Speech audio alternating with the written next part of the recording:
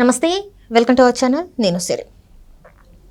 రోజా గారికి 2 తెలుగు రాష్ట్రాల్లో అయితే చుక్కెదిరిందని అనిపిస్తుంది. మరి రోజా గారి నెక్స్ట్ స్టెప్ ఎట ఉండబోతుంది ఏంటి? మరి చెన్నైకి వెళ్ళిపోతున్నారా, లేక ఏం చేయబోతున్నారు? సో ఈ అంశాన్ని మనం వివరించడానికి మనతో పాటు ఉన్నారు ప్రముఖ సీనియర్ జర్నలిస్ట్ జగదేవ్ గారు.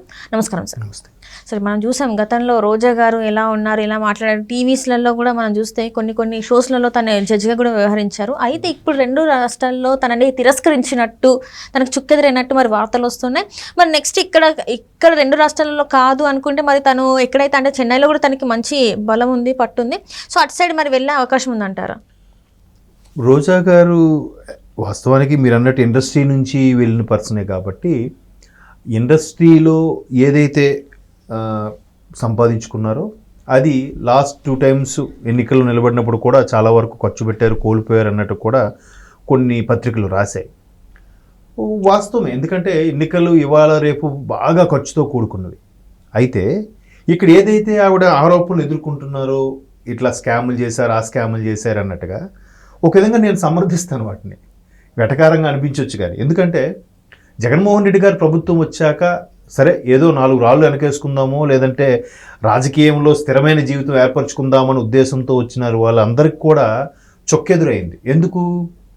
ప్రతిదీ సంక్షేమం తప్ప వేరేది లేదు. ఒక ప్రాజెక్ట్ లేదు, ఒక అభివృద్ధి లేదు, ఏమీ లేదు. పోనీ చిన్న చితక ఏమైనా మనము మన ప్రాంతంలో, మన జిల్లాలో, మన డివిజన్లో ఏమైనా చేసుకుందాంరా అని ఎవరైనా ఏ మంత్రి కానీ, ఏ ఎమ్మెల్యే కానీ, ఎమ్మెల్సీ కానీ ప్రయత్నిస్తామంటే అన్నీ ఆయన ఖాతాలోకే, ఆయన ఖాతాల నుంచి ఆయన కనుసన్నల్లోకే. ఇప్పుడు లిక్కర్ స్కామ్ ఉంది, మొత్తం ప్రభుత్వం డైరెక్ట్ అంటే. ఇసుక ఉంది డైరెక్టే. ఇంక ఎట్లా? పోనీ అలాగని ఏదో ఒక ప్రాజెక్ట్ లేదు, సరే ఆ ప్రాజెక్టు మనోడికి ఎవరికి ఇప్పిస్తే మంత్రి గారికో, వాళ్ళకో బినామీకో, వాళ్ళ బావమరిదికో, తమ్ముడికో ఎవరికో కొంత పర్సంటేజ్ ఉంటే, పోనీ ఒక కంపెనీ పెట్టినందుకు, ఒక ఫ్యాక్టరీ పెట్టినందుకు ఒక పర్సంటేజ్, లేకపోతే వాళ్ళకు ఉద్యోగాలు అంటే వాళ్ళందరూ ఒక కన్సర్న్ ఉంటారు కదా.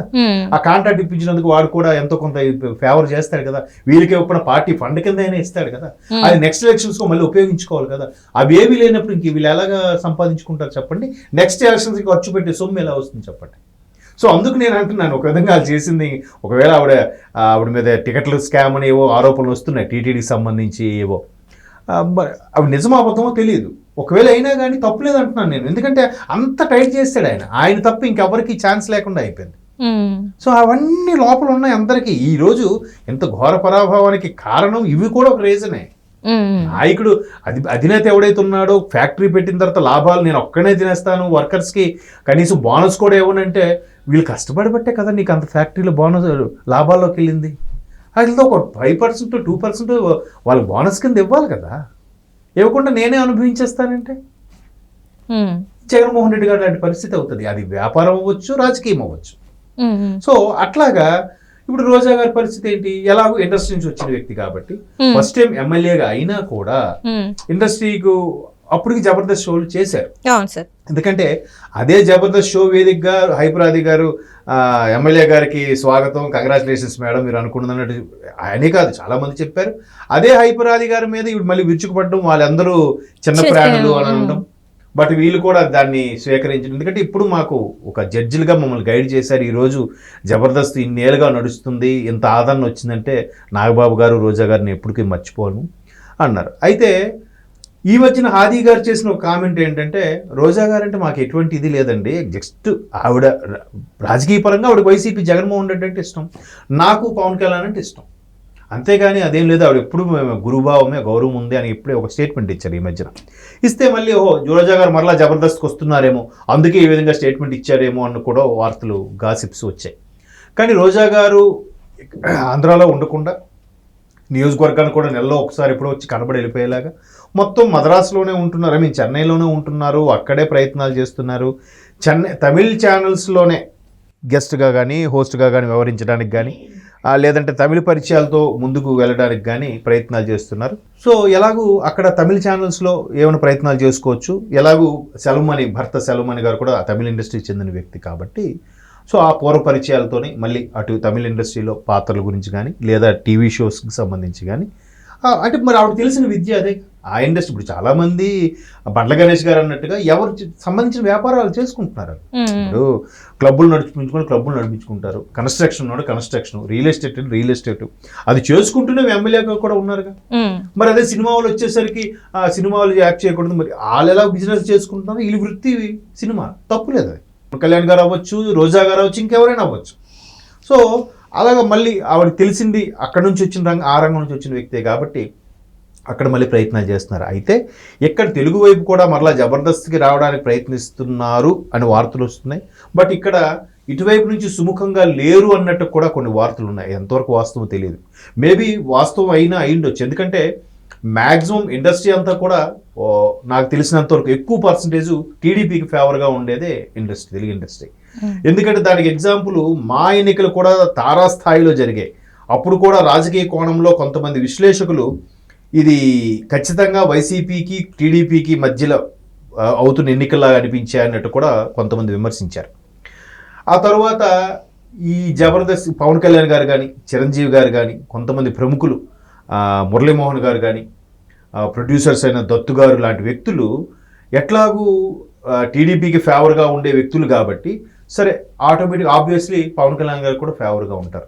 సో వీళ్ళు ఎంతగా విమర్శించారు కాబట్టి అటువంటి రోజా గారిని మరలా జబర్దస్త్కి తెస్తే వీళ్ళపైన విమర్శలు వస్తాయేమో, ప్రోగ్రామ్ పైన కానీ లేదంటే సంస్థ పైన కానీ, ఇప్పుడు మల్లిమాల ప్రొడక్షన్స్ కదా జబర్దస్త్, వస్తాయేమో ఉద్దేశంలో బిజినెస్ యాంగిల్లో కదమ్మా ఏదైనా. ఆవిడ తీసుకోవడం వల్ల వాళ్ళకి ఏం ఇబ్బంది లేదు. బట్ మళ్ళీ ఫ్యాన్స్ ఏమైనా ఇష్యూ చేస్తారా, లేదా గొడవలు అవుతాయా, లేదంటే దీన్ని రకరకాలుగా సోషల్ మీడియాలో వైరల్ చేస్తారని భయం ఉంటుంది వాళ్ళకి కూడా, అంతే కదా. ఇప్పుడు బన్నీ ఉన్నారు, జస్ట్ ఆయన నంద్యాల వెళ్ళి ఆయన కలిసినందుకే ఇప్పుడు బన్నీకి మెగా ఫ్యామిలీకి పెద్ద అవుతున్నాయని, చెడిపోయిందని, అందుకే బన్నీ ఆయన పుష్ప 2ని డిసెంబర్కి పోస్ట్ పోన్ చేస్తున్నారు. రకరకాల వార్తలు అవి గాసిప్స్గా క్రియేట్ చేసేస్తున్నారు. సో ఇట్లాంటివి ఎందుకు వాటికి తావు ఇవ్వడమని మేబీ జబర్దస్త్లో మళ్ళీ రెస్పాండ్ అవ్వకపోయి ఉండొచ్చు కూడా.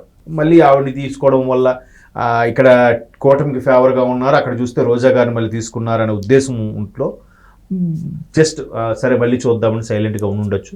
లేదా ఆవిడే మరలా ఇక్కడికి వస్తే ఎంతగా ఘోర పరాభవం తర్వాత మరలా మనమే లేనిపోని ఇష్యూస్ ఎదుర్కోవాల్సి వస్తుందేమో, లేనిపోని ట్రోల్స్ మళ్ళీ ఫేస్ చేయాల్సి ఉంటుందేమో అని ఆవిడ చెన్నైలోనే ఎక్కువగా ఉంటున్నారంటే కూడా వార్తలు వస్తున్నాయి. ఎందుకంటే లాస్ట్ టైం ఏదో సుబ్రహ్మణ్య స్వామి టెంపుల్కి వెళ్తే అక్కడ ఒక మున్సిపల్ కార్మికులు ఏదో ఫోటో తీయడానికి వెళ్ళినప్పుడు కూడా జస్ట్ ఆవిడ ఇలాగ అన్నారని చెప్పి కార్మికులను దూరం పెడుతున్నారు, ఆవిడ పట్టించుకోవట్లేదు సరిగ్గా అన్నట్టుగా విమర్శించారు. ఇప్పుడు అందులో కూడా నెగిటివ్ ఏముంది, ఆవిడ టెంపుల్లోకి వెళ్ళి వచ్చారు, వాళ్ళంటే కార్మికులు పని అంతా అయిన తర్వాత వాళ్ళు ఫ్రెష్ అప్ అవుతారు.